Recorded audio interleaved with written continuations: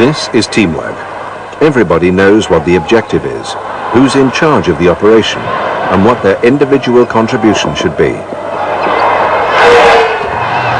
All the skills involved have been learned and are now being put into practice for maximum effect. There's decisive action. There's an interchange of information when and where it's needed. Nobody is working in isolation. There's no room for conflicting orders or confusion.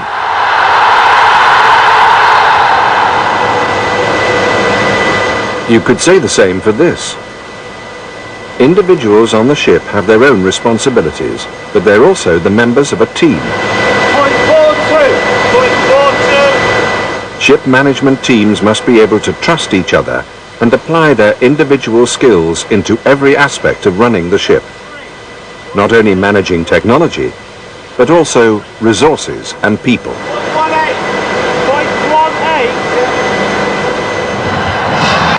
Why have teams? In most areas of human activity, the best results come from teams. A well-organized group becomes more than the sum of its parts. It can produce outstanding results, be it in material benefits, improved performance, or problem solving.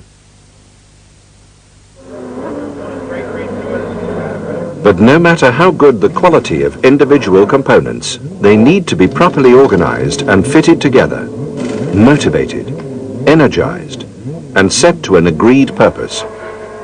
This is the prime role of the team leader. Okay, when we get alongside, we're going to be doing number 5 starboard unit. Okay? Jason's job. If you are a senior officer, you will already have a great deal of experience in organizing and motivating teams. That way we won't One of the objectives of this course is to get you to think about what you're already doing and analyze your abilities as a leader. We've got the spare piston out and ready to go in. As a team leader, you also need to understand the strengths and preferences of the people who are working with you. Correct when they go in, okay, and get them the right way around. Sure. My only that is a stopping box. I bought that at the workshop area. We'll check that first and see what it's like. All right. As well as leaders, teams need thinkers, fixers, and workers. On board, people are often selected by rank or specialist knowledge, rather than by how they fit into a team. It is up to the team leader to mold the individuals available into a cohesive team. What about communications between you and the crane and... I don't mind which way we do it. But, hammer, yeah, fine. Universal... Yeah. Stop, super up, sweep it down. Yep, no problem. We'll use that way. Okay. The stop it's in. Yeah. Can you do the communication bits with the hammer? Yeah. All right. No problem. Up to mark. The team leader needs to organize the team's work so that it makes the most of the team members' strengths. There are 3 important aspects of managing the team. Getting the team to perform the task efficiently is only one part of the job. For long-term effectiveness, maintaining the team as a team is equally important and often needs as much work by the leader.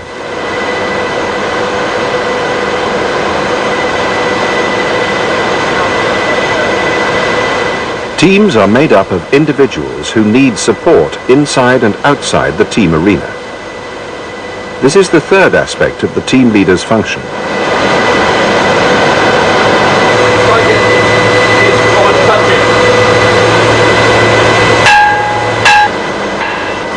You may well be fulfilling these roles already, but you should take the time to think about your own leadership style and see if you could modify it to cover these 3 roles more completely.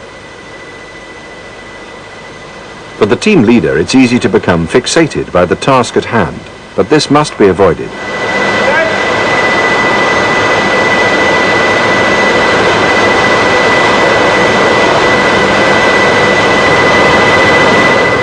Wherever you are working, the function of the team is important. And I've drawn up a master plan for ship's visit. Could you please have a look at it? People who are used to working together will need less management by the team leader than new or less experienced teams. The owner wishes to visit on board whilst you're on board. So can you please give him enough notice so that he can make his plan about your visits? Yeah, I'll do that. So, I can pick the vessel up in the US Gulf in March. But the key time to maintain and motivate the team is during meetings. Team performance is enhanced by good communication and properly run meetings. Pop down to Venezuela and pick up. Officers from different departments do meet up at meal times and often find this a valuable opportunity to talk shop. But soon the topic digresses into discussing sport or world news. I think my wife watched that Usual Suspects eventually on the new phone. I've seen it about 6 times, so I've been saying, you know, just put the TV on, I've seen it before, never seen the beginning. That doesn't make for an orderly discussion of ship's business. You can't be sure that all the relevant people are together. You can't be sure that decisions made under these circumstances will be thoroughly remembered and properly followed up. Oh, yes. Oh, George, did you manage to get all problems with that on the main control console? No, I didn't, Chief. 3 problems. You're also bound to mention things as you pass people around the ship. But it's not a substitute for a proper briefing and planned action. I've got to go and see the old man. Oh, right. Okay, then.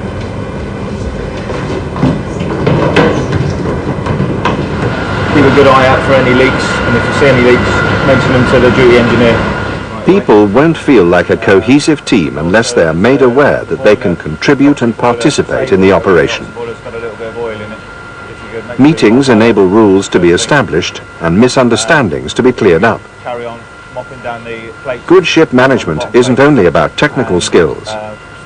It's also about controlling performance and learning from experience. Right, has anybody got any questions? You want me to clean the fuel oil filters today?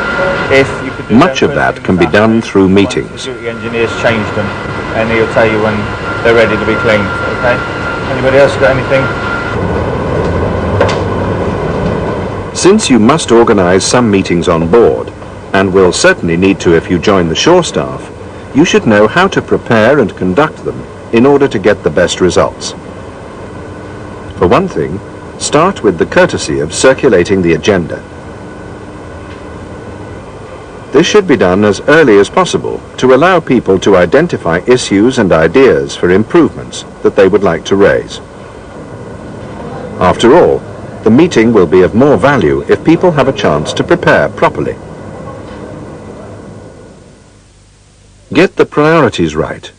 If the agenda is long, put the more important items in the middle so latecomers won't miss out. And suggest a rough time scale for each item. Organize it so that anybody who only needs to attend for one item can arrive or be released at a logical stage. Think about the best place to hold the meeting. Make sure there's enough space for everybody. Provide pencils and paper. On Saturday when we entered the Mediterranean, so just like to remind them. Our example is set up to establish principles. Yours may not be as formal, but remember, the way you organize a meeting is a statement of your attitude about holding it. Much of what a meeting achieves depends on the person chairing it. It's up to the team leader to appear neutral but never weak, to ensure that conclusions are reached and that individuals take responsibility for acting on them. The team leader must organize the timing while allowing ideas to build. Someone must be delegated to take minutes. The team leader should make sure that only those relevant to the meeting are invited. They must have something to contribute and the authority to act on any decisions the meeting arrives at. Thank you all for coming. Yes, everybody's here, so I'd like to call this meeting to order. First, I'd like to read the minutes of the previous meeting and to ask some of you to report on the actions requested as a result. Meetings pull a team together to achieve goals beyond those of individuals. A good meeting allows an exchange of views, facts, and fresh ideas. Have we all done that? Yes. The team leader makes objectives clear and reminds everybody that the purpose is to end up with decisions. Some people might be reticent to speak up, or their attention might wander. A good team leader will notice this and bring them into the meeting, rather than letting stronger voices dominate. Aspects of increasing awareness of this issue. Okay, that's a good idea, Chris. See if it can be fixed up today. If not, we'll discuss it at the next meeting. Let's pass on then to today's agenda. The first thing we need to discuss is the air hose incident which occurred on deck on the last passage. a rating was hit in the face by a flailing air hose. Tell us about it, Hajit. The team leader must keep the meeting on course if it starts to wander. It's important to keep things friendly, but to apply control if they start veering towards the frivolous. Also to stop factions developing. I heard of a similar incident on another ship in the fleet. The grit that was The leader should be the voice of reason and make suggestions to help constructive ideas develop. You sailed with a guy. Ask questions to help clarify points. Yes, I know him. Well, fortunately, nothing like that happened here. That's because everyone was wearing goggles. At least that's what the incident report said. That's right. On the positive side, at least it shows the safety message is getting through. What can we do to stop this kind of thing happening again? Why did the connection become undone? Why didn't he turn off the air before he checked the line? You spoke to him, Hajit. Lack of basic care. It was an unusual incident. Well, perhaps the circuit should be changed on a regular basis. The lines were checked, but we should just make sure they're checked thoroughly. People are not aware of the dangers of air hoses. That's what we should do something about.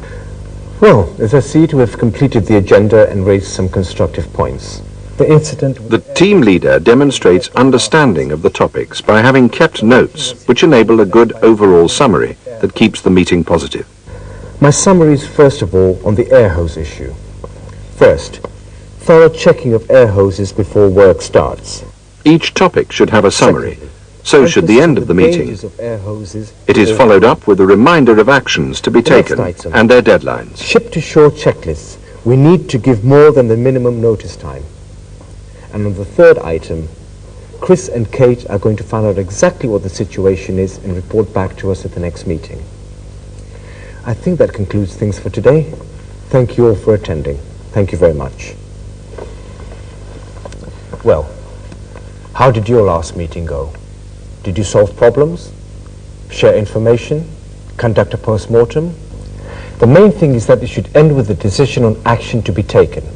Who's going to take it and a time scale for completing it. It's up to the person in charge to chase all that action up, and I mean chase it up, insisting that people stick to what has been agreed. After all, if meetings just become ritual gatherings, you're wasting your time. Remember, teams are all about using time and resources wisely and to obtain better results than isolated individuals. Dates for the diary. Emergency exercise will go to Tuesday's night, Monday again. Don't think only of the meetings you're obliged to hold, but think where even short, informal, regular ones might pull the ship's company together and remind them that everybody can contribute to safety, efficiency, and a better spirit on board. And then just make sure that everything is completed as far as we can before then. With fewer people on ships these days, it's easy for them to think of themselves as individuals with their own agendas. They may overlook the wider view and objectives of the voyage. This can lead to tasks managing people and seeming to be an end in themselves. It's up to senior officers to maintain a viewpoint wider than the confines of their departments. They need to see the ship as one team with a common goal. If there are tensions and conflicts, team leaders can learn ways to hear different views and bring people together, rather than allowing an us and them attitude to take root and grow.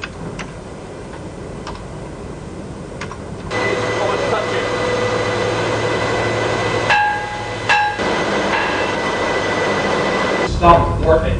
Stop board. Teams must also be able to incorporate other people joining them temporarily, as well as a host of external factors.